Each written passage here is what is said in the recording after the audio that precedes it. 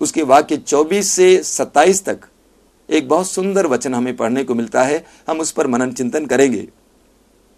प्रभु यीशु कहते हैं, जो मेरी इन बातों को सुनता है और उनका पालन करता है, वह उस बुद्धिमान व्यक्ति की तरह है जिसने अपना मकान चट्टान पर बनवाया। वर्षा हुई, नदियों में बाढ़ आई, आंधी चली और उस मकान से टकराई, लेकिन वो मकान नहीं गिरा क्योंकि उसकी नींव चट्टान पर थी। लेकिन जो व्यक्ति मेरी इन बातों को सुनता है और उनका पालन नहीं करता है, वो उस मूर्ख व्यक्ति की तरह है जिसने अपने मकान को बालू पर बनवाया। वर्षा हुई, नदियों में बाढ़ आई, आंधी चली, उस मकान से टकराई और वो मकान कितना ही सुंदर और बड़ा क्यों न रहा हो, गिरकर नष्ट हुआ। मेरे प्रिय मित्रों, प्रभु क्या कहना चाहते हैं? प्रभु ये कहना चाहते हैं कि जो प्रभु की आज्ञाओं के अनुसार जीवन जीता है, उसके जीवन की नींव पक्की है। उसके जीवन की नींव पक्की है। लेकिन जो प्रभु की आज्ञाओं की अवहेलना करता है, उसका पालन नहीं करता है, उसकी नींव कच्ची है। अक्सर हम प्रभु के आदेशों का ख्याल नहीं करते। विशेष करके आज के ज़माने में कई लोग ये कहने लगते हैं, अरे ये तो पुरानी बातें हैं, ये तो आध्यात्मिक बातें हैं। साधारण जीवन जीने के लिए, व्यवहारिक जीवन जीने के लिए हमें उसकी आज्ञाओं से हटना पड़ता है और अधिकतर लोग इसी तरह से फंसाए जाते हैं। मेरे प्रिय मित्रों, जब भी हम प्रभु की आज्ञाओं की अवहेलना करते हैं, आज्ञाओं का उल्लंघन करते हैं, उन सभी क्षणों में हम अपने जीवन की नींव पर प्रहार करते हैं, अपने परिवार की नींव पर प्रहार करते हैं।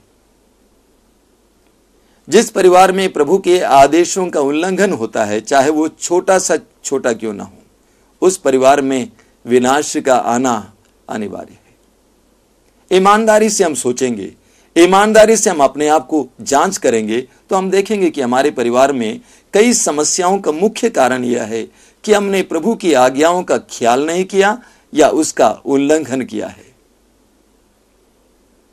हमें बाइबल में इसके लिए भी उदाहरण मिलते हैं कि कैसे प्रभु के आदेशों का उल्लंघन करने से लोगों के जीवन में विपत्तियां, दुख आ जाते हैं। बहुत सुंदर उदाहरण है बाइबल के उत्पत्ति ग्रंथ के अध्याय 3 में आदम और हेवा का उदाहरण। आदम और हेवा ईश्वर की संगति में रहते थे। सारी सृष्टि उनकी थी, सारी सृष्टि उनके हाथों में दी गई थी।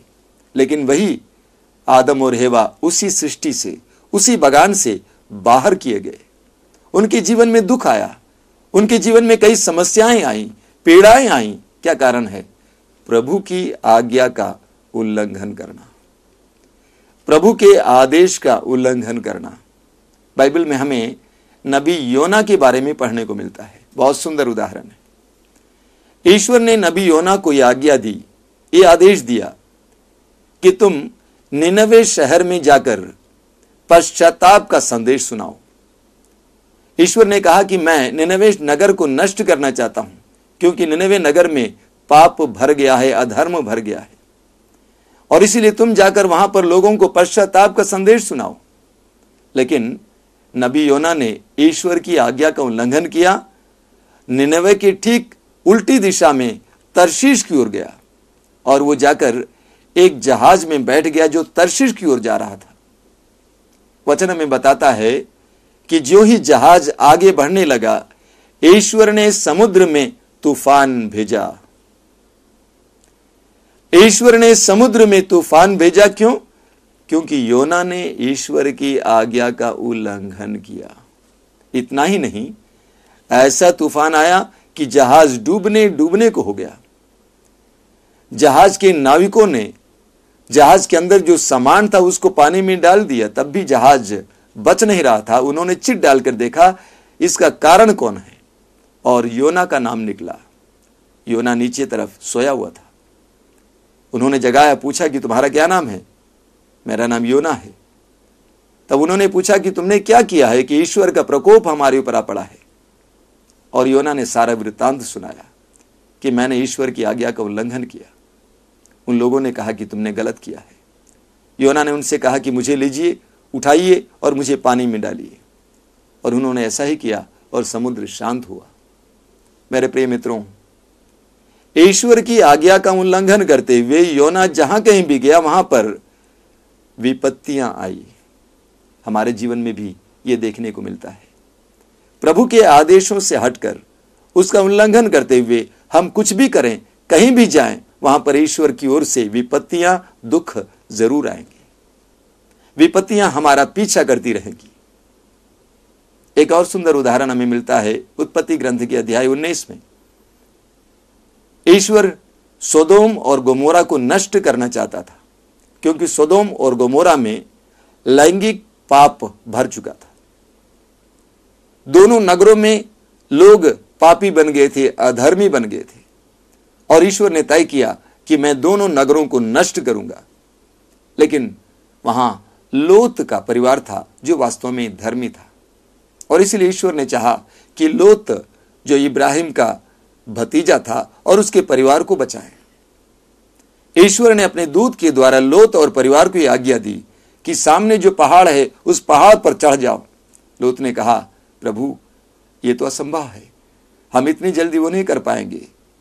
और लोत ने कहा कि सामने जो नगर है वहां जाने के लिए हमें अनुमति दीजिए। ईश्वर के दूत ने अनुमति दी, लेकिन ईश्वर के दूत ने एक शर्त रखा, सब लोग उस नगर की ओर दौड़ेंगे लेकिन कोई भी पीछे मुड़कर नहीं देखेगा।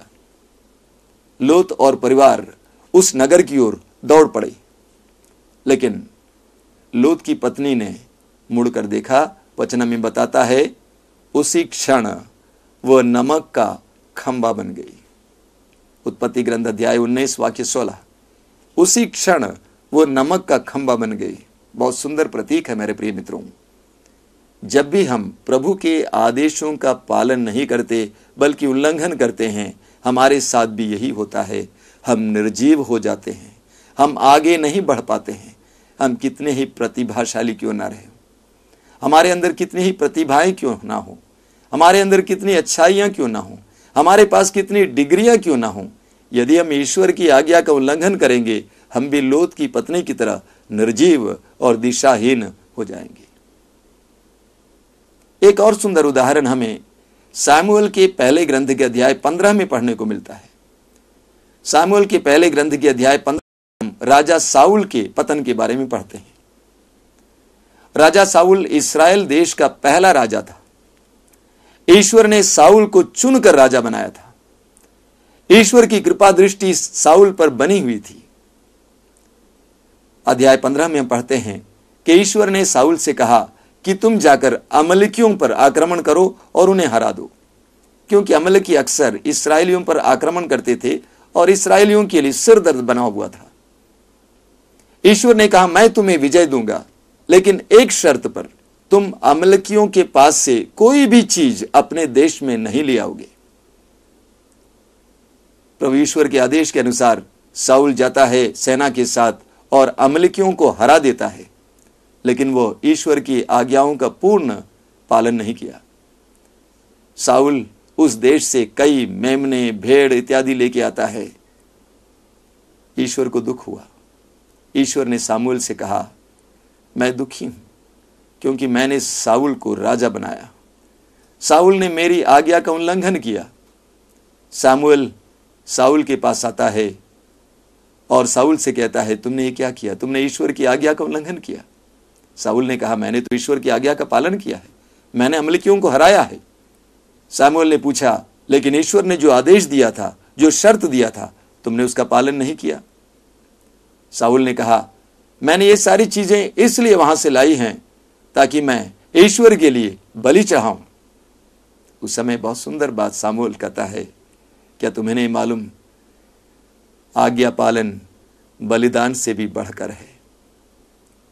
क्या तुम्हें नहीं मालूम, आज्ञा पालन बलिदान से भी बढ़कर है। मेरे प्रिय मित्रों, आज्ञा पालन हमारी भक्ति से भी बढ़कर है। मैंने देखा है कि कई लोग अपने जीवन में या परिवार के जीवन में या दूसरों के जीवन में जब विपत्तियां आती हैं, उनको भक्ति करने के लिए सिखाते हैं। मैं तो अनुरोध करूंगा, सबसे पहले इस बात का ख्याल करें, जांच करें कि हम ईश्वर की आज्ञाओं का पालन कर रहे हैं या उल्लंघन कर रहे हैं। ईश्वर की आज्ञाओं का उल्लंघन करते हुए हम कितनी भी भक्ति करें, उसमें कोई शक्ति नहीं है, उससे हमारा उद्धार नहीं हो सकता है। एक ही मार्ग है, ईश्वर की आज्ञाओं का पालन करना। पवित्र ग्रंथ में पढ़ते हैं, इब्रानियों के पत्र के अध्याय 5 वाक्य 8 में प्रभु यीशु के बारे में संत पौलुस कहते हैं, उन्होंने पुत्र होने पर भी दुख सहकर आज्ञा पालन सीखा। पुत्र होने पर भी उन्होंने दुख सहकर आज्ञा पालन सीखा। मेरे प्रिय मित्रों, हम ईश्वर के आदेशों का पालन करना सीखें। इसमें हमारा जीवन है, हमारी भलाई है। मेरे प्रिय मित्रों, आइए हम प्रभु के आदेशों का पालन करना सीखें। हम अपनी बुद्धि शक्ति और अन्य शक्तियों को प्रभु के सामने समर्पित करें। हम नम्र बने, प्रभु से कहें, हे प्रभु, मैं तेरी प्रज्ञा पर विश्वास करता हूँ। तेरी प्रज्ञा मेरे ज्ञान से बढ़कर है, तेरी आज्ञाएं मेरे ज्ञान से बढ़कर हैं, तेरी आज्ञाएं मेरी इच्छा से बढ़कर हैं। आइए हम प्रार्थना करें, अपनी आंखें बंद करें। सबसे पहले इस बात का जांच कीजिए, क्या मैं प्रभु के आदेशों के प्रति प्रेम रखता हूँ, श्रद्धा रखता हूँ?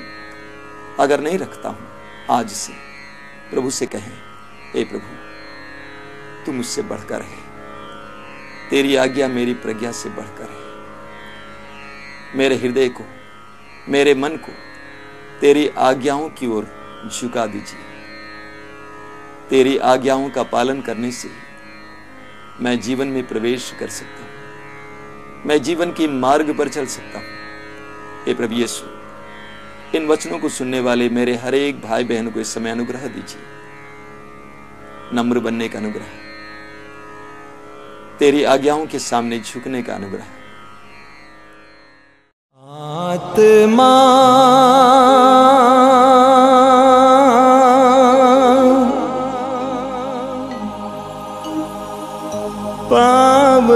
पावनात्मा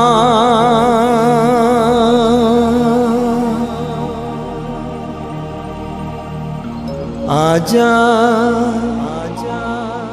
आजा आजा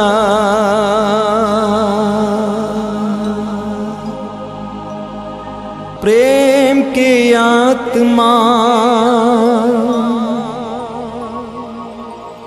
शांति के आत्मा, आकर तू हम पर छा जा।